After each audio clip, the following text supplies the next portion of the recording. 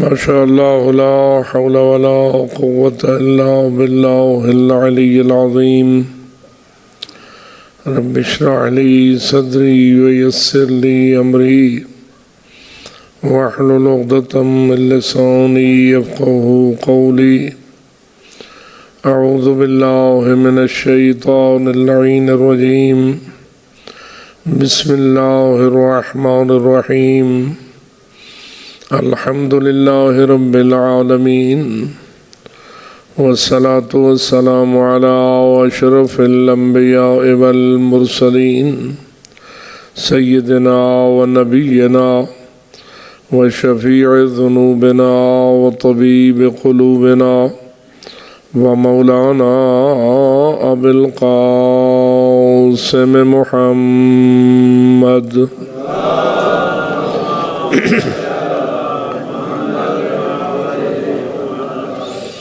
والصلاة والسلام على أهل بيته الطيبين الطاهرين المعصومين الغر الميامين المنتجبين المكرمين الذين قال الله تعالى في شأنهم إنما يريد الله ليذهب عنكم الرجس أهل البيت ويطهركم تطهيرا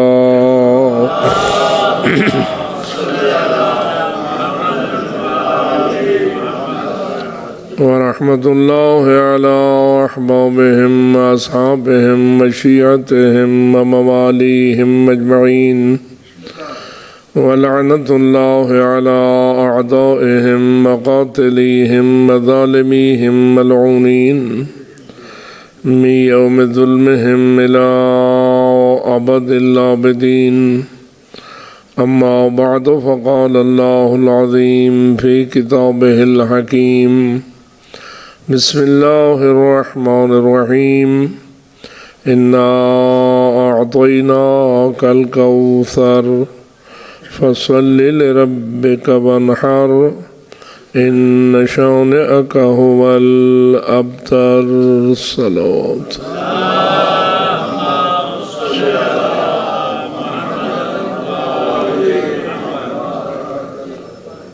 دیگر صلوات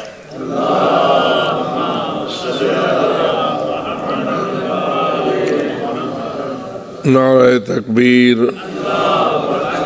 نعرہ رسالت نعرہ حیدری حسینیت یزیدیت نعرہ صلوات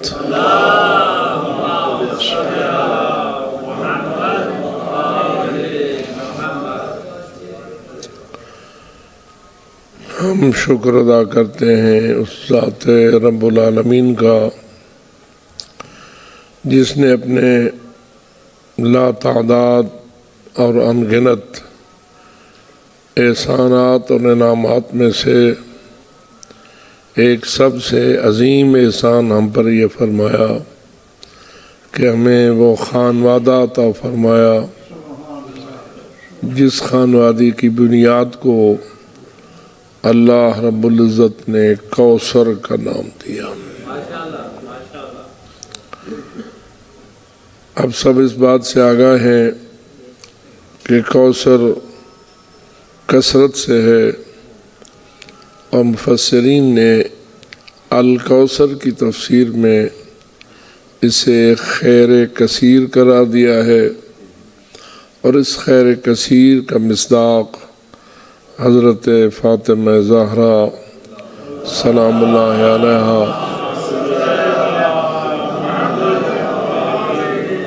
کو بیان فرمایا ہے۔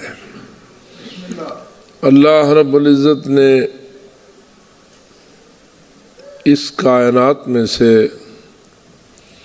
ایک افضل اور اشرف مخلوق حضرت انسان کو قرار دیا ہے، اور ہم سب تقریباً اس بات پر متفق ہیں کہ انسان اشرف المخلوقات ہے۔ کسی اور مخلوق کو اللہ نے وہ شرف عطا نہیں فرمایا جو شرف اللہ نے حضرت انسان کو عطا فرمایا ہے، اور شاید یہی وجہ ہے کہ اللہ نے اپنی سب سے افضل و اشرف مخلوق کو بھی انسان ہی قرار دیا ہے۔ جس طرح باقی ساری مخلوقات میں سے انسان اشرف ہے، تو انسان کے اشرف ہونے کی ایک نشانی یہ ہے کہ اللہ نے جس خاندان کو تمام خاندانوں میں سب سے زیادہ فضیلت عطا فرمائی ہے، ان کو بھی نوع انسان سے قرار دیا ہے۔ بے شک کہ یہ بات قابل غور ہے کہ بہت ساری اور مخلوقات بھی شرف اور فضیلت رکھنے والی ہیں۔ مثلاً اسی محفل میں آیا فقط انسان موجود ہیں یا ملائکہ بھی موجود ہیں؟ جو ملائکہ کے وجود کو تسلیم کرتا ہے وہ ملائکہ کے لیے ایک صلوات تلاوت فرمائے۔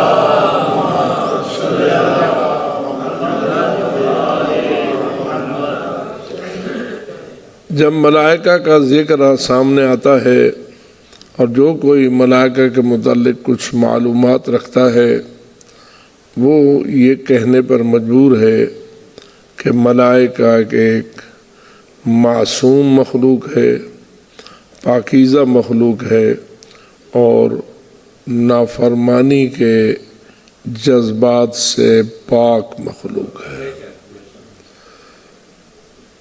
یعنی جن کو ہم لائق صلوات مانتے ہیں اور جن پر اپنا ایمان رکھتے ہیں کہ جس طرح باقی بہت ساری حقیقتوں پر ایمان رکھنا ضروری ہے، ایسے ہی ملائکہ پر بھی ایمان رکھنا ضروری ہے۔ بلکہ ہمارے برادران اسلامی جب نکاح پڑھتے ہیں تو اس وقت یہ بات کی گواہی اپنے لیے ضروری سمجھتے ہیں اور پڑھتے ہیں کہ آمنا باللہ و ملائکتہ و رسلہ و کتبہ، کہ ہم سب ایمان لائے اللہ پر اور ہم ایمان لائے اللہ کے رسولوں پر، تو ہم ایمان لائے اللہ کے ملائکہ پر۔ تو ملائکہ بھی ایک لائق ایمان مخلوق خدا ہے، ایسی مخلوق الہی ہے۔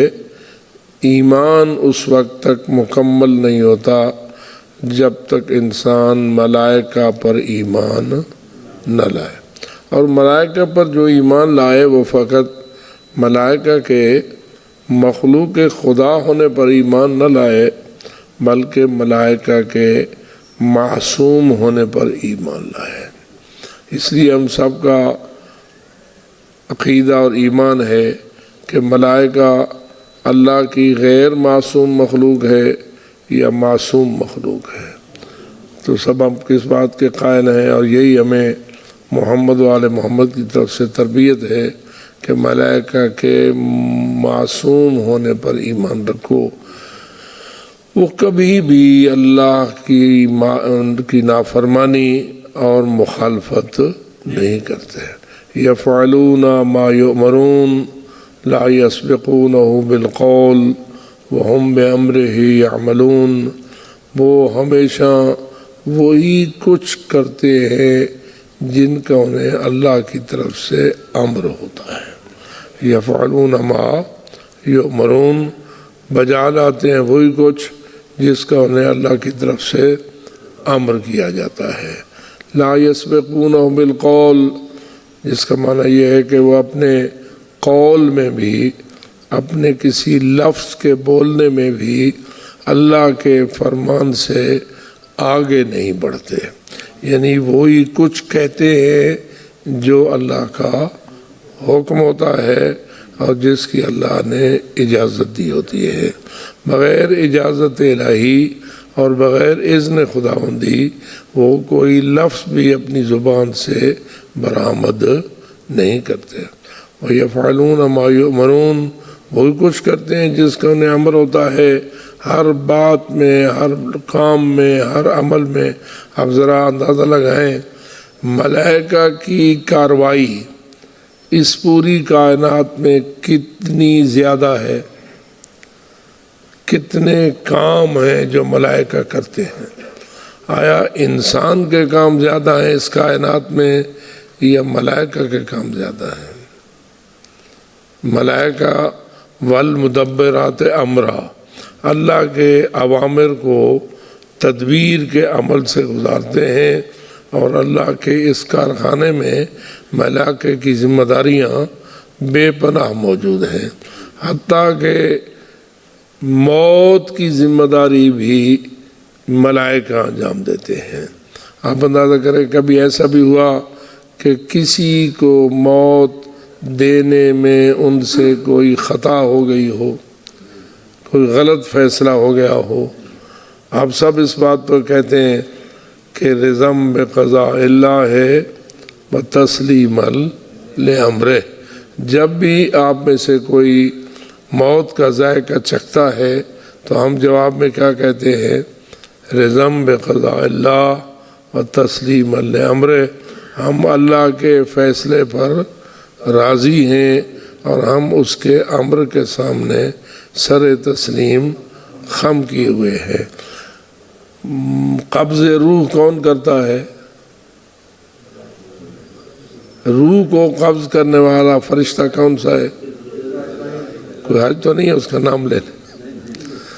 تو روح قبض کرنے والا فرشتہ جیسے آپ ملک الموت کا نام دیتے ہیں، وہ تو ایک فرشتہ ہے، یہ فرشتے ہی ہے۔ تتوفاہم الملائکہ، ملائکہ ہی توفی روح کرتے ہیں، اور کتنی لاکھوں اربوں کی تعداد میں ہیں جو اس کام کو انجام دے رہے ہیں، لیکن کبھی آپ سوچ بھی سکتے ہیں کہ ان سے غلطی ہو گئی ہو، اور جس کی روح قبض نہ کرنا ہو اس کی روح کو قبض کر بیٹھیں، یا جس کی روح قبض کرنی ہو اس کو چھوڑ کر چلے جائیں۔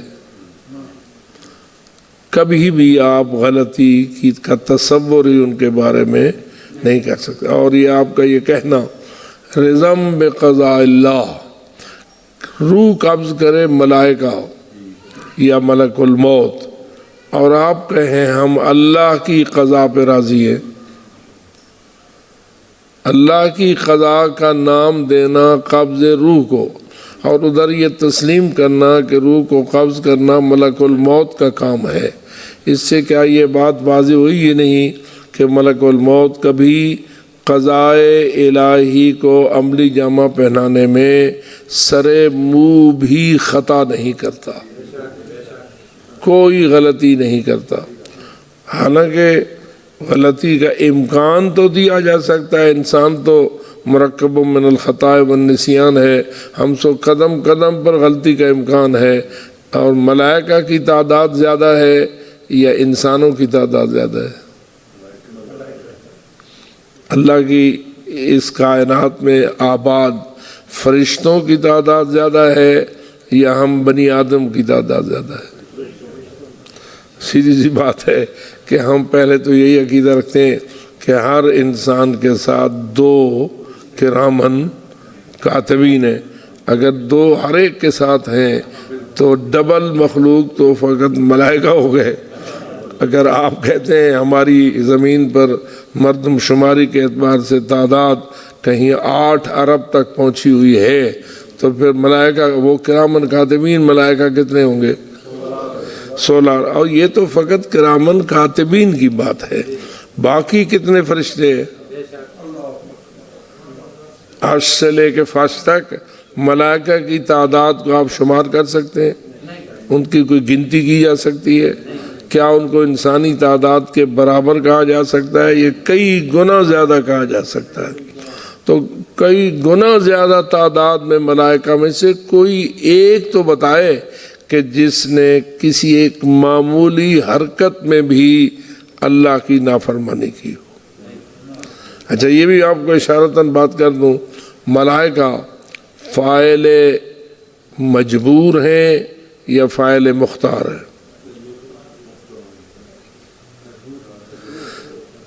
ذرا آپ تھوڑا سوچیں، یعنی جیسے سورج مجبور ہے اپنے طلوع و غروب میں، اسی طرح فرشتہ بھی مجبور ہے اپنے کارگزاری میں۔ یہ میں آپ کو تھوڑا سا تنگ کرنے والا سوال کر رہا ہوں تاکہ آپ تھوڑا جائزہ لیں اپنی سوچوں پر بھی اور اپنی فکروں پر بھی۔ کیا ایک فرشتہ جس کی بارے میں نے یہ چند آیات پڑھی، یہ اس کی تعریف میں ہے یا اس کی مذمت میں ہے؟ کہ کرتے ہیں وہ جن کا انہیں اللہ کی طرف سے امر ہوتا ہے، اور وہ اپنی کسی قول میں بھی اللہ سے آگے نہیں بڑھتے، اور جس چیز کا انہیں حکم ہوتا ہے وہی کچھ پچا لاتے ہیں۔ یہ ان کی تعریف ہے یا ان کی مذمت ہے؟ تعریف مختار کی ہوتی ہے یا مجبور کی؟ تھوڑا سا میرے ساتھ دیجیے۔ جب بھی آپ کسی کی تعریف کرتے ہیں، تعریفیں دو قسم کی ہوتی ہیں۔ ایک ہوتی ہے کسی کی خوبصورتی کی تعریف، ایک ہوتی ہے کسی کی خوبصیرتی کی تعریف۔ آپ خوبصورت کو بھی لائق تعریف قرار دیتے ہیں اور خوب سیرت کو بھی لائق تعریف قرار دیتے ہیں۔ خوبصورت مختار ہوتا ہے یا نہیں اپنے خوبصورت ہونے میں؟ جی، خوبصورت کو تو کوئی خوبصورت بناتا ہے، لیکن خوبصورت وہ اپنی صورت کو خود خوب بناتا ہے۔ تو خوبصورت کی تعریف کا مقام کچھ اور ہے اور خوبصورت کی تعریف کا مقام کچھ اور، کیونکہ خوبصورت کے پیچھے اختیار نہیں، خوبصورت کے پیچھے اختیار ہے، یعنی خوبصورت اپنی صورت کو اپنے اختیار سے خوب بناتا ہے، اور خوبصورت اپنی صورت کو اپنے اختیار سے خود نہیں بناتا، اسے کسی بنانے والے نے خوبصورت بنا دیا ہوتا ہے۔ تو پھر آپ بتائیے اختیار کہاں ہوا؟ جو خوبصورت ہو۔ اب ذرا بتائیے ملائکہ کی جو تعریف قرآن نے کی ہے، خوبصورت سمجھ کر یا خوبصورت سمجھ کر؟ جی، خوبصورت تسلیم کر رہے ہو نا؟ تو خوبصورت ہیں تو اس کا مطلب ہے ان کے پاس اختیار بھی ہے، ان کے پاس اپنے خوبصورت ہونے کا اختیار بھی ہے۔ یعنی ایسا تو نہیں ہے کہ وہ مشینریاں ہیں، یہ جیسے آپ بٹن دباتے ہیں اور یہ بلب جل جاتا ہے، آپ بلب کی تابعداری کی اتنی تعریف کریں گے جتنی کسی سچ بولنے کے سچے ہونے کی تعریف کریں گے۔ بلب کا جلنا بے اختیار ہے، لیکن صادق کی صداقت با اختیار ہے۔ تو آپ بتائیے تعریف کس کی؟ جو با اختیار ہو۔ جو بے اختیار ہو اس کی تعریف ہے، لیکن اس قسم کی تعریف نہیں جیسی کہ با اختیار کی تعریف ہوتی ہے۔ ذرا باواز بلند صلوات پڑھ لیں۔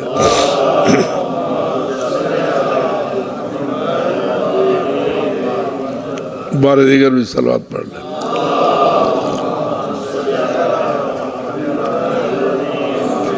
اگر میں ضمناً آپ کی توجہ کے لیے یہ جملہ بھی یاد کر دوں، آج جس بی بی طاہرہ کی یاد منانے کے لیے اور جن کی عظمت کو سلام پیش کرنے کے لیے آپ نے یہ محافل قائم کی ہیں، وہ بی بی طاہرہ حضرت فاطمہ الزہرا سلام اللہ علیہا،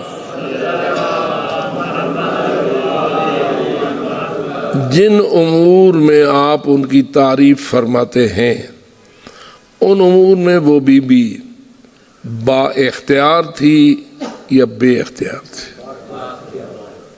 آپ ان کی نماز کی تعریف کریں، سخاوت کی تعریف کریں، طہارت کی تعریف کریں، کسی بھی کمال کی تعریف آپ کریں تو وہ کمال ان کے اختیار میں تھا یا بے اختیار تھا؟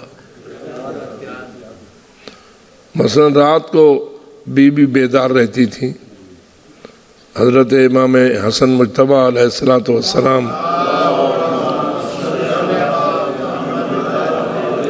کی ایک مشہور روایت ہے کہ امام حسن مجتبی فرماتے ہیں کہ میں شب جمعہ اپنی والدہ طاہرہ کو دیکھتا تھا کہ ساری رات مصلی پر عبادت میں رہتی تھی، حتیٰ کہ جب فجر کا وقت ہوتا تھا اور بی بی نماز تہجد کے بعد دعا مانگتی تھی تو اپنے لیے کم اور اپنے ماننے والوں کے لیے زیادہ۔ حالانکہ ہم جب دعا کے ہاتھ اٹھاتے ہیں پہلے خود کو خود یاد کرتے ہیں، یہ دوسروں کو یاد کرتے ہیں، اپنی مشکلات کو پہلے بیان سامنے لاتے ہیں۔ لیکن امام حسن مجتبی علیہ السلام فرماتے ہیں کہ بی بی طاہرہ امت کے لوگوں کے لیے پہلے دعا مانگتی تھیں اور اپنے لیے بعد میں۔ تو حضرت امام حسن مجتبی علیہ السلام نے ایک مرتبہ پوچھ لیا، ماما اے والدہ محترمہ، آپ ساری رات عبادت کرتی ہیں لیکن جب دعا مانگنے کا وقت آتا ہے تو آپ دعا دوسروں کے لیے پہلے کرتی ہیں، تو جواب دیتی ہیں کہ اے میرے بیٹے، مجھے بابا کی نصیحت یہ ہے، الجار ثم الدار، پہلا حق ہمسایوں کا ہے، اپنوں کا بعد میں ہے۔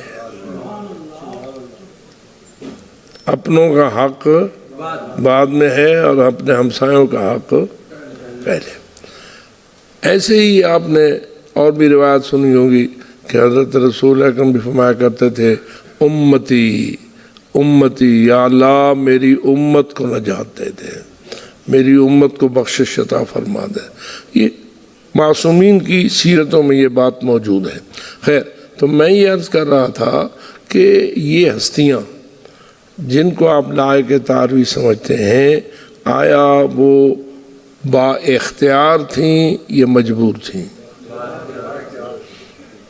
مثلا امام حسین علیہ السلام نے قربانی دی، با اختیار یا مجبور؟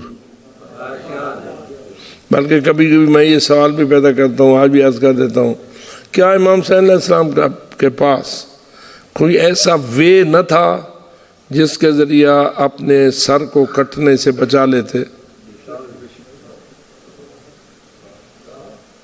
تو جو ہے میں ایسے سوالات پیدا کرتا ہوں تاکہ التفکر وجود میں آئے اور امام علیہ السلام کا یہ فرمان پورا ہو جائے کہ التفکر افضل من عبادت 70 سنہ، فکر کو کام میں لانا، تفکر کرنا، یہ 70 سال کی عبادت سے بھی افضل عبادت ہے۔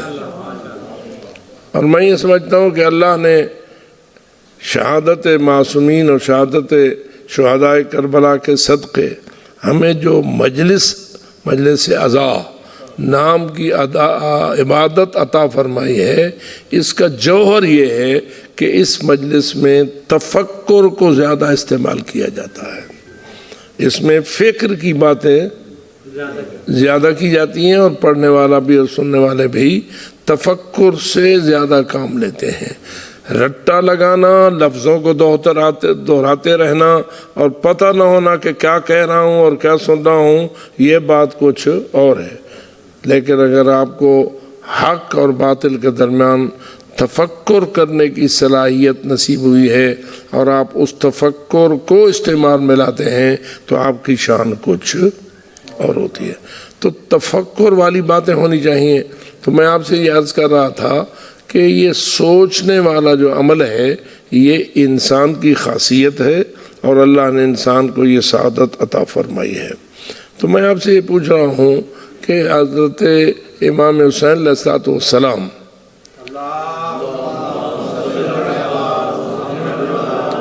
یا آپ کے ساتھ شہید ہونے والے دیگر شہداء اسلام، آیا ان کے پاس کوئی ایسا راستہ موجود تھا جس کے ذریعہ اپنے آپ کو قتل ہونے سے بچا لیتے؟ مثلا پہلی بات سوچ لیجئے کہ مدینے کے گورنر کو یزید نے آرڈر دیا تھا کہ حسین سے میری بیعت لو ورنہ ان کا سر میرے پاس آنا چاہیے۔ یہ مشہور بات ہے نا کہ یزید نے آرڈر کیا تھا کہ یا بیعت اور یا سر. آیا امام حسین علیہ السلام کے پاس یہ وے موجود نہ تھا کہ بیعت کر لیتے اور سر کٹنے سے بچا لیتے؟ اختیار رکھتے تھے یا نہیں؟ چلو حضرت عباس اس راستے کو اپنا لیتے، حضرت علی اکبر اس راستے کو اپنا لیتے. آگے چلو، خواتین سے تو بیعت طلب نہیں کی گئی تھی. اس نے امام حسین کا سر مانگا تھا یا حضرت زینب کبریٰ کا سر مانگا تھا؟ یزید کا جو آرڈر تھا اس میں کیا تھا؟ امام حسین کا سر. حضرت زینب کبریٰ اور ان خواتین کے بارے میں تو اس کا آرڈر نہ تھا کہ ان کا بھی سر آنا چاہیے. تو حضرت امام حسین خواتین کو ساتھ کیوں لے گئے جبکہ ان سے تو بیعت کا مطالبہ ہی نہ تھا؟ لیکن عجیب ہے، حضرت زینب کبریٰ اپنے بھائی کو اکیلا جانے کے لیے تیار ہی نہ تھی، بلکہ شاید آپ نے یہ روایت بھی سنی ہوئی، بات سے بات آ جاتی ہے، حضرت عبداللہ ابن جعفر جو شوہر تھے حضرت زینب کبریٰ سلام اللہ علیہ کے، ان کو وصیت کرتے ہیں علی امیر المومنین. کیا وصیت کرتے ہیں کہ جب ان کے مدینہ چھوڑنے کا وقت آئے تو میری بیٹی کو ساتھ حسین کے جانے کی اجازت دے دینا. یہ بھی تو مسئلہ آپ کے سامنے روشن ہے کہ بیوی کا اپنے شوہر کی اجازت کے بغیر گھر کو چھوڑنا جائز نہیں ہے. کیا خیال ہے آپ کا؟ حضرت زینب کبریٰ علیہ السلام کے لیے حضرت عبداللہ کی اجازت کے بغیر گھر کو چھوڑنا جائز تھا؟ جائز. نانے کی شریعت بھی یہی تھی، دین اسلام کا حکم بھی یہی تھا، جائز نہ تھا. تو اب سوال یہ پیدا ہوتا تھا کہ جب حضرت امام حسین مدینہ چھوڑیں گے تو حضرت زینب کبریٰ ساتھ کیسے جائیں گی؟ تب جائیں گی نا جب حضرت عبداللہ ابن جعفر انہیں اجازت دیں. اب روایت میں یہ ہے کہ حضرت امیر المومنین حضرت عبداللہ ابن جعفر کو وصیت فرماتے ہیں کہ جب حسین کربلا مدینہ چھوڑنا چاہے تو میری زینب کو اجازت دے دینا. اب یہ اجازت کیوں دلوا رہے ہیں امیر المومنین؟ اس لیے کہ بی بی زینب کبریٰ کا ایک کردار ہے کربلا کے تکمیل دینے میں، کردار ہے حضرت زینب کبریٰ کا. اور یہ بات آج تو آپ کے لیے سوچنا اور سمجھنا بڑی آسان ہے کہ اگر زینب کا کردار امام حسین کے کردار کا حصہ نہ بنے تو کیا کربلا مکمل ہوتی ہے؟ چونکہ اب کربلا واقع ہو چکی ہے، واقعات سارے اول سے آخر تک آپ کے سامنے آ چکے ہوئے ہیں.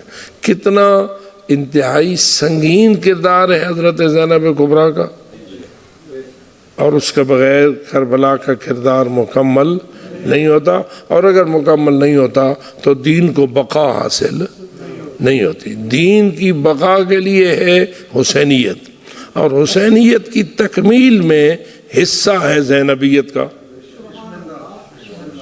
اور زینب کبریٰ اپنے شوہر کا گھر کیسے چھوڑے جب تک ان کے شوہر کی اجازت نہ ہو؟ اور شوہر کو وصیت کر رہے ہیں کون؟ حضرت امیر اس سے معلوم ہوا کہ سارے کردار میں دخل ہے سب ان ہستیوں کا جن کو اس کردار کی عظمت کا علم ہے اور جو اس کردار کی تکمیل پر اپنا فریضہ ادا کرنا چاہتے ہیں.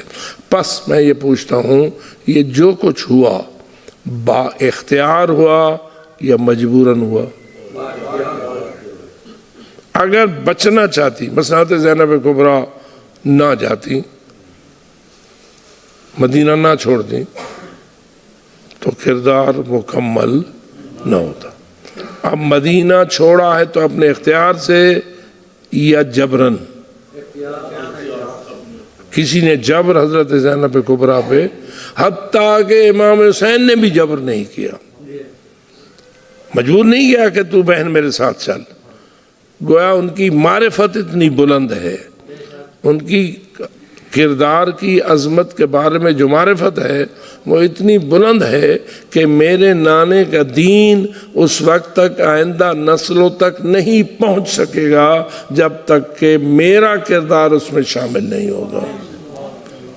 اس لیے حضرت زینب کبریٰ نے اپنے آپ کو پیش کیا. تو میں یہ عرض کر رہا ہوں کہ انسان تو جو کردار اپناتا ہے اپنے اختیار سے، اور اس اختیار کو صحیح استعمال کرنے کی وجہ سے اس کی عظمت میں اضافہ ہوتا ہے اور اس کا وزن بلند ہو جاتا ہے. اب میں پوچھتا ہوں، ملائکہ کی بھی تعریف قرآن نے کی ہے یا نہیں؟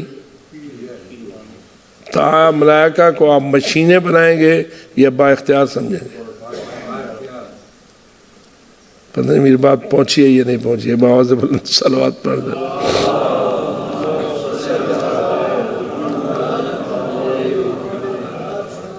با اختیار ہے تبھی اس کی تعریف ہے. فرشتہ ایک با اختیار مخلوق ہے. یہ علیحدہ بات ہے کہ اللہ نے اسے برائی کی قدرت اس طرح عطا نہیں فرمائی جس طرح کہ انسان کو عطا فرمائی ہے. حضرت امیر المومنین کا اور امام جعفر صادق علیہ السلام کی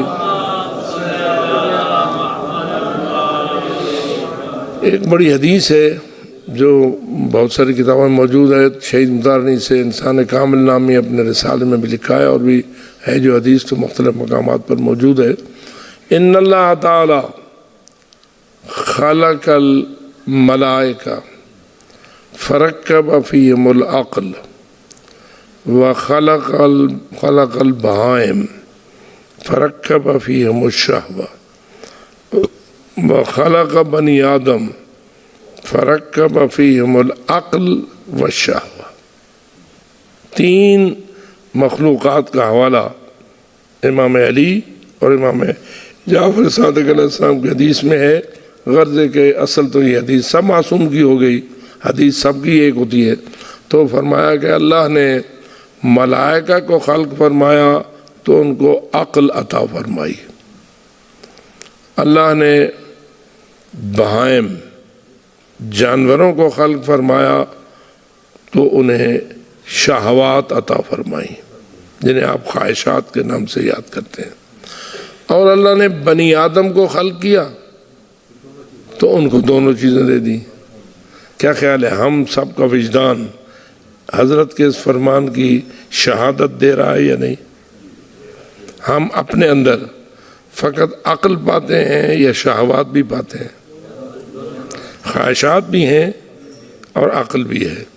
ملائکہ کے پاس عقل ہے، شہوات نہیں، اور جانوروں کے پاس شہوات ہیں اور یہ تقسیم ہے. تین مخلوقات کی علیحدہ علیحدہ تقسیم ہے. اچھا، اب حضرت امیر المومنین فرماتے ہیں فمن غلب شہوتہ علی عقلہ هو ادنی من البہائم ومن غلب عقلہ علی شہوتہ هو اعلی من الملائکہ. اے بنی آدم، تمہیں اللہ نے دونوں چیزیں عطا فرما دی ہیں، خواہشات بھی عطا فرما دی ہیں اور عقل بھی عطا، حق و باطل کی پہچان بھی تمہیں عطا کر دی ہے، اور خواہشات جو غلط راستے پہ لے جانے والی چیزیں ہیں وہ بھی تمہیں عطا فرما دی ہیں. اور بنی آدم کو اس امتحان میں ڈال دیا ہے. جو انسان اپنی عقل کو اپنی خواہشات پہ غالب کر کے زندگی گزارے گا هو اعلی من الملائکہ، وہ ملائکہ سے بھی اعلیٰ ہو جائے گا. اور جو انسان اپنی خواہشات کو اپنی عقل پر غالب کر کے زندگی گزارے گا هو ادنی من البہائم، وہ جانوروں سے بھی بدتر ہو جائے گا. کیا خیال ہے ہمارے پاس یہ دونوں راستے موجود ہیں یا نہیں؟ چاہے تو اپنے عقل کو خواہش پہ غالب کریں اور چاہیں تو اپنی خواہشات کو عقل پہ غالب کریں. جسے آپ کہتے ہیں نا ضمیر زندہ ہے اور ضمیر مردہ ہے. آپ کے اصطلاحات میں یہ لفظ بولا جاتا ہے نا فلانے کا ضمیر زندہ ہے اور فلانے کا ضمیر مردہ ہے. یہ ضمیر کیا ہوتا ہے؟ یہ انسان کی عقل کا فیصلہ ہے. جس کے عقل کا فیصلہ زندہ ہے وہ خواہشات کو دبا دیتا ہے اور جس کی خواہشات سر پہ چڑھ جاتی ہیں وہ عقل کو دبا دیتا ہے اور نتیجتاً سامنے آ جاتی ہے بات. اب آپ نے دیکھا کہ انسان ملائکہ سے افضل کیوں ہے؟ انسان افضل المخلوقات یا اشرف المخلوقات کیوں ہے؟ اشرف المخلوقات اس لیے ہے کہ وہ چیز جو خواہشات کہلاتی ہیں وہ خواہشات والی بات ملائکہ میں ہے نہیں. توجہ ہو رہی ہے میری بات پر؟ کیا خیال ہے آپ کا؟ ملائکہ شادی کرتے ہیں؟ اگر مذکر ہوتے تو بھی شادی ہوتی، اگر مؤنث ہوتے تو بھی شادی ہوتی. یہ کفار کی بے وقوفی تھی. کہتے تھے کہ ملائکہ اللہ کی بیٹیاں ہیں. ملائکہ اللہ کی بیٹیاں. آپ کا عقیدہ کیا ہے؟ یہ ملائکہ اللہ کے بیٹے ہیں یہ اللہ کی بیٹیاں ہیں. پس ان میں تذکیر و تانیث پائی جاتی ہے یا نہیں پائی جاتی؟ ذرا ایک صلوات پڑھ لیں. اگر اس کو اور زیادہ سادہ کروں، حضرت جبرائیل کی کب ہوئی شادی؟ ہوئی؟ کیوں؟ شادی کرنا تو سنت ہے، بہت بڑی عبادت ہے. ٹھیک ہے، جس نے شادی کر لی اس نے اپنا نصف دین بچا لیا. لیکن یہ ملائکہ کے لیے ہے یہ انسانوں کے لیے ہے. من تزوج فقد احرز نصف دینہ فلیتق اللہ فی النصف الآخر. یہ حدیث حضرت امیر المومنین کی کہ جس نے شادی کی اس نے اپنے آدھا دین کی حفاظت کر لی، دوسرے آدھے کے بارے میں اللہ کا خوف کرے. آدھا دین بچا لیا اور دوسرے آدھے کے بارے میں اللہ کا خوف کرے. تو اگر وہ دوسرے کو بھی اللہ کے خوف سے بچا لے تو وہ بہت بڑا مقام پا گیا. تو یہ چیزیں انسانوں میں ہیں یا ملائکہ میں؟ ملائکہ میں ازدواج نام کی کوئی چیز نہیں ہے، جبکہ ہمارے ہاں ازدواج موجود ہے.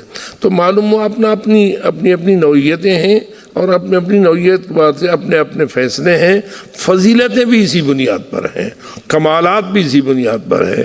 جو کچھ اللہ نے دیا ہے اسی کی بنیاد پر کمال بنتا ہے اور اسی کی بنیاد پر عیب بنتا ہے. باواز بلند صلوات پڑھ لیں.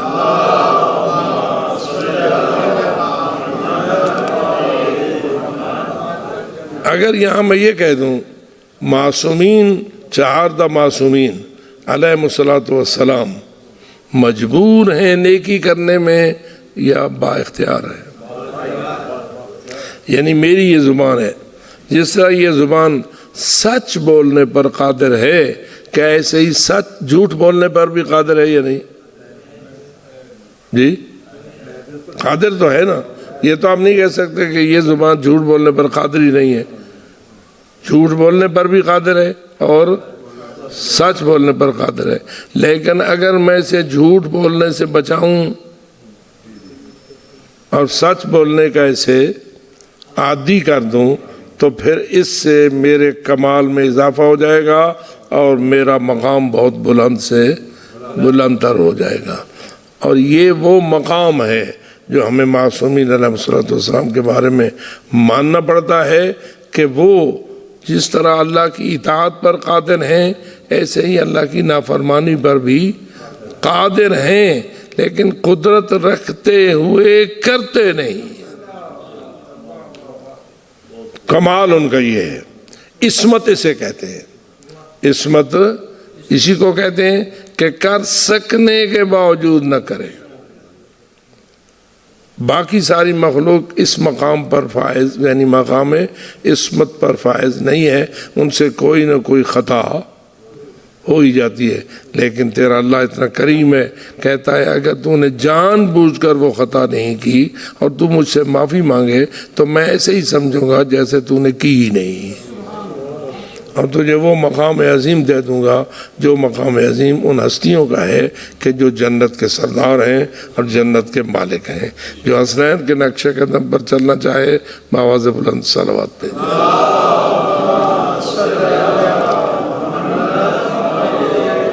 آپ ذرا غور فرمائیں، بی بی طاہرہ کتنی بلند کردار کی مالک ہے، دربار میں گئیں،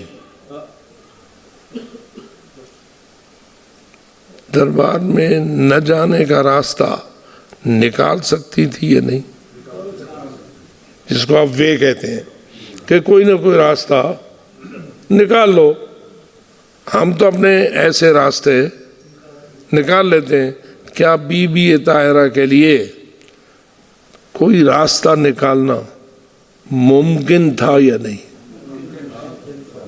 جی یہی سوچ لیتی میرا مقام کیا ہے کہ میں فتح مانگنے کے لیے چلی جاؤں، کوئی اتنی بڑی شے تو نہیں ہے فتح کی جاگیر کہ میں فتح کے لیے درباروں میں پھرتی رہوں۔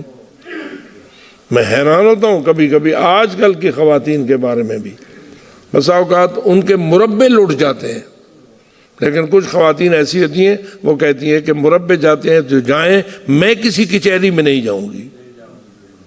ایسی ہیں خواتین یا نہیں ہے نا ایسی خواتین جو مربے چھوڑ دیتی ہیں، خزانے چھوڑ دیتی ہیں اور کسی مقدمہ بازی کے لیے کسی عدالت میں پیش ہونے کے لیے تیار۔ اور اگر آج کل کی اس 14ویں 15ویں صدی کے خواتین میں بھی ایسی خواتین مل جاتی ہیں تو بتا زہرائے بطول۔ اب آپ سوچیں کہ بی بی طاہرہ نے جاگیر لینے کے لیے دربار میں جا کے خطبہ پڑھا تو پھر آپ کو کیا کہنا پڑے گا، کس لیے پڑھا، کیوں گئی دربار میں؟ بسا اوقات ہمارے جو بیانات ہوتے ہیں وہ بسا اوقات لوگوں کی سطح کو لو کر دیتے ہیں، اس لیے کہ جب ہم جاگیر جاگیر جاگیر جاگیر کا اتنا رٹا لگاتے ہیں کہ پھر یہ نکلتا ہے کہ کسی سادہ فکر والے کے ذہن میں یہ آتا ہے کہ جاگیر کا لینا ہی کوئی اتنا بڑا اہم ہوتا ہے کہ پھر چھوڑی نہیں جا سکتی۔ لیکن میں پوچھتا ہوں، بی بی جاگیر لینے کے لیے گئی یا بابا کا دین بچانے کے لیے گئی؟ یعنی بالفاظ دیگر یہ ہے کہ بی بی اگر فتح کا مطالبہ نہ کرتی تو کیا نقصان ہوتا؟ ان کا ذاتی نقصان ہوتا یا قومی نقصان ہوتا؟ قوم مسلم جو آج بھی دھوکے میں ہے، آپ ذرا اندازہ لگائیے، اس وقت جتنی بھی امت مسلمہ موجود ہے ان کی اکثریت فتح چھیننے والوں کے بارے میں دھوکے میں ہے یا نہیں؟ یہ جتنا بھی سلسلہ قتل و غارت کا چلتا رہا ہے اس لیے چلتا رہا ہے نا کہ لوگ برداشت نہیں کر سکتے کہ آپ اشارتاً بھی کوئی بات کریں، لیکن حقیقت آپ سوچئے، بی بی طاہرہ مال لینے کے لیے تو گئی نہیں، ثروت کے لیے تو گئی نہیں، دولت کے لیے تو نہیں کی، جسے آپ جاگیر کہتے ہیں جاگیر کے لیے تو گئی نہیں، وہ جو ہمیشہ پیٹ پہ پتھر باندھتے رہتی تھی۔ حضرت زہرا کا گھر دولت و ثروت کے اعتبار سے خوشحال زندگی گزار کے گیا ہے یا خوشحال زندگی بی بی نہیں گزاری؟ کپڑے کیسے ہوتے تھے، کھانا پینا کیسا ہوتا تھا، جو ہوتا تھا وہ بھی غریبوں میں تقسیم ہو جاتا تھا، اور اپنے گھر میں افلاس، فقر، بھوک اور اس قسم کے مراحل گزرتے رہتے تھے۔ آپ نے ہزارہا روایت ایسی سنی ہوگی کہ دروازے پہ کوئی مانگنے والا آیا تو بی بی کے پاس کوئی کھانا موجود نہ تھا، اور بی بی نے اپنی چادر باہر بھیج دی کہ اس کو بیچ لو اور اس سے اپنے غذا کا سامان کر لو۔ اس قسم کے 20 واقعات آپ کو بیوی کی تاریخ میں مل جائیں گے۔ تو معلوم ہوا کہ اقتصادی لحاظ سے بیوی کا گھر کو اتنا خوشحال گھر نہ تھا۔ کیا مولا علی علیہ السلام کی اپنی جوتی کو ٹانکے لگتے تھے یا نہیں؟ کون لگاتا ہے ٹانکے؟ کوئی مشکل ہوتی ہے تو لگاتا ہے نا۔ تو کیا حضرت امیر المومنین کے پاس ایک ایسا سسٹم موجود نہیں تھا کہ اپنی جوتی بھی ہر وقت نئی ہوتی؟ حالانکہ برسر اقتدار تھے، اقتدار میں رہنے کے باوجود بھی آپ کے کپڑے نئے نہیں ہوتے تھے۔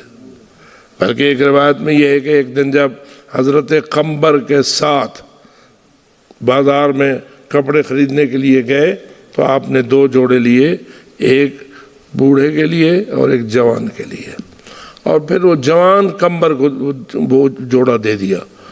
تو حضرت قمبر نے کہا نہیں، میں وہ دوسرا پہن لوں گا، آپ یہ لے لیں۔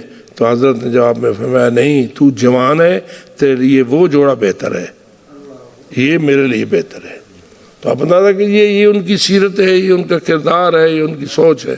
تو اس لیے آپ توجہ کریں کہ یہ سارا کچھ جو ائمہ ہدی علیہ السلام نے کیا یا بی بی طاہرہ نے کیا، کس مشن کے لیے، کس مقصد کے لیے؟ میں پھر واپس پلٹتا ہوں، کیا اس خاندان تطہیر کے پاس کوئی وے اپنی جان بچانے کے لیے موجود تھا یا نہیں؟ ظاہراً تو بہت سارے طریقے نکالے جا سکتے تھے، لیکن کوئی بھی ایسا طریقہ نکالنا جس سے ان کی جان تو صدمے سے بچ جائے لیکن اللہ کا دین صدمے سے نہ بچے، اس کی کوئی گنجائش حسینیت میں موجود نہیں ہے۔ جان کا فقط صدمے سے بچنا تو بات خود، بلکہ صدموں میں ڈالنا، دکھوں میں اپنے آپ کو ڈالنا، یہ سیرت ائمہ ہدی علیہ السلام ہے، اور یہ سیرت خانوادہ تطہیر ہے۔ اور اس لیے خانوادہ تطہیر نے مصائب میں اپنے آپ کو ڈالا ہے، مصائب سے جان چھڑائی نہیں ہے، مصائب سے بچایا اپنے آپ کو نہیں ہے، حتیٰ کہ سر کٹانے کی بھی پرواہ نہیں کی۔ سر کٹا ہے تو بھی مشن کے لیے، جب کسی کا کاٹا ہے تو بھی مشن کے لیے، اور اپنا سر کٹوایا ہے تو بھی۔ یہ وہ سیرت طیبہ ہے جو آپ کو خانوادہ آل محمد کے بغیر ہر جگہ اس معیار پر کبھی نہیں ملے گی۔ اور یہ شرف شیعان آل محمد کو حاصل ہے کہ وہ ہر کسی سے محبت نہیں رکھتے، محبت ان سے رکھتے ہیں جو اس مقام اعلیٰ پہ فائز ہوا کرتے ہیں، اور جن کو کردار کے اعتبار سے یہ بلندی حاصل ہوتی ہے کہ کوئی ان کے برابر تصور ہی نہیں کیا جائے، ان کے بارے میں سوچا ہی نہیں جا سکتا ہے۔ اس لیے میں پھر پلٹ کیا کہتا ہوں، مجبوری نہ تھی، اختیار تھا۔ اگر شہادت کو اختیار کیا ہے تو بھی اپنے اختیار سے کیا ہے۔ کیا آپ کو یاد نہیں کہ حضرت امام حسین علیہ السلام کو کتنی مرتبہ مشورے دیے گئے؟ حتیٰ کہ حضرت محمد ابن حنفیہ نے بھی مشورے دیے، حضرت عبداللہ ابن عباس نے بھی مشورے دیے کہ آپ کربلا نہ جائیں، آپ کوئی اور راستہ نکال لیں۔ لیکن امام حسین بار بار کہتے تھے کہ مجھے شہادت قبول کرنا ہے، ان اللہ قد شاء ان یرانی قتیلا، میرے اللہ کی مشیت یہی ہے کہ وہ مجھے مقتول دیکھے، مجھے اپنی راہ میں شہید دیکھے۔ کیوں کہ اس شہادت کے بغیر میرے نانا کا مشن مکمل نہیں ہوتا ہے، اس شہادت کے بغیر آئندہ آنے والی نسلوں تک دین حق کا صحیح طور پر پہنچانا مشکل ہو جائے گا۔ آج کے ماحول میں تو میں آپ سے پوچھتا ہوں کہ اگر یہ شہادت حسین نہ ہوتی، یہ شہادت شہداء کربلا نہ ہوتی تو اللہ جانے ہم آج مسلمان اور مومن بھی ہوتے یا نہ ہوتے۔ آج ہمارے پاس یہ دین اپنی عظمتوں کے ساتھ موجود ہوتا یا نہ ہوتا۔ ہمیں اگر کبھی بھی کوئی بات سہارا دیتی ہے تو کربلا سہارا دیتی ہے، کربلا کا مشن سہارا دیتا ہے، کربلا کی مظلومیت سہارا دیتی ہے۔ بالخصوص جو مظلومیت دختران زہرا نے اٹھائی ہے اس کی تو کوئی مثال نہیں ہے، اور یہ سارا سلسلہ لیا کس سے ہے؟ زہرا بطول سے لیا ہے۔ زینب کبریٰ وارث ہے زہرا کی، دختران زہرا وارث حضرت فاطمہ زہرا سلام اللہ علیہ ہیں۔ میں کبھی کبھی سوچتا ہوں وہ وقت کتنا تلخ ہوگا جب زینب و کلثوم چھوٹی چھوٹی تھی اور حضرت فاطمہ زہرا سلام اللہ علیہ کی چیخیں بلند ہوا کرتی تھی۔ آپ ذرا اندازہ تو کیجئے کہ جب ماں رو رہی ہو اور بیٹیاں چھوٹی ہوں تو ذہن میں سوال تو پیدا ہوتا ہے کہ یہ کس نے مارا ہے، کس نے ان کے اوپر ظلم کیا ہے، کیوں میری ماں رو رہی ہے، کیوں میرے بھائیوں پہ یہ ظلم ہو رہا ہے؟ تو پھر آخر ذہن کیا جواب دیتا ہے؟ کوئی مشن ایسا ہے، کوئی چیز ایسی ہے جس کو زندہ و پابندہ رکھنے کے لیے ان تمام مصائب و آلام کو برداشت کیا جا رہا ہے۔ جیسے میں آپ کو کہہ رہا تھا کہ حضرت محمد ابن حنفیہ کا مشورہ مان کر امام حسین کربلا کا راستہ چھوڑ سکتے تھے یا نہیں؟ جیسے خود محمد ابن حنفیہ کربلا گئے یا نہ گئے، بھائی تھے نا امام حسین علیہ السلام کے، بیٹے تھے نا مولا علی کے، حالات تو وہ آپ کے سامنے تھے جو اس وقت پیدا ہو چکے تھے۔ حضرت محمد بن حنفیہ کربلا تشریف نہ لے گئے، اور حضرت عبداللہ بن عباس وہ بھی کربلا تشریف نہ لے گئے۔ بتائیے تو صحیح، اگر ان کے لیے کربلا نہ جانے کا راستہ ہموار ہو سکتا تھا تو کیا امام حسین اور زینب کبریٰ کے لیے کربلا سے بچ نکلنے کا راستہ ہموار ہو سکتا تھا یا نہ ہو سکتا تھا؟ یقیناً ہو سکتا تھا، کوئی نہ کوئی چھوٹا سا بہانہ بنا کر کربلا کو چھوڑ دیتے، لیکن نتیجہ کیا نکلتا کہ کربلا کا وہ مشن مکمل نہ ہوتا جس کی تکمیل کے یہ ساری کوشش کی جا رہی تھی۔ اور اس کو حضرت امام حسین نے بار بار ان الفاظ سے استعمال کیا، ان اللہ قد شاء ان یرانی قتیلا، میرے اللہ کی مشیت یہی ہے کہ وہ مجھے شہید دیکھے۔ میری اللہ کی یعنی دین کی بغا میں اللہ کی مشیت یہی ہے کہ میں شہید ہو جاؤں، کہ شہادت کے ذریعہ میرے نانے کا دین زندہ رہ سکتا ہے۔ لیکن اس میں ایک آخری جملہ یہ ہے کہ اس وقت حضرت محمد بن حنفیہ نے ایک مرتبہ یہ جملہ بھی کہا کہ پھر آپ کم از کم اپنی بہنوں کو تو میرے حوالے کر دے۔ یہ مذاقات مجھے یاد آتا ہے، شاید یہ مکہ کی گفتگو ہے۔ مکہ تک تو حضرت محمد بن حنفیہ گئے تھے، اور وہاں امام حسین نے جب کربلا جانے کا ارادہ فرمایا تو حضرت اب محمد بن حنفیہ نے کہا کہ آپ اس راستے کو چھوڑ دیں اور اپنی جان بچانے کی کوشش کریں۔ تو حضرت امام حسین نے جواب میں کہا کہ ان اللہ قد شاء ان یرانی قتیلا، اللہ کی مشیت یہی ہے کہ میں شہید ہو جاؤں۔ اس وقت حضرت محمد حنفیہ نے کہا پھر بہنوں کو تو میرے حوالے کر دو، ان بیویوں کو تو میرے حوالے کر دو تاکہ میں ان کو واپس میں مدینہ لے جاؤں۔ اس وقت امام حسین روئے بھی ہیں، اور حضرت نے یہ جملہ کہا ہے ان اللہ قد شاء ان یراہن سبایا، اللہ کی مشیت یہ ہے کہ وہ ان بیویوں کو رسن بستہ دے گے، وہ ان بیویوں کو رسیوں میں جکڑا ہوا دے گے، رسن بستہ دے گے۔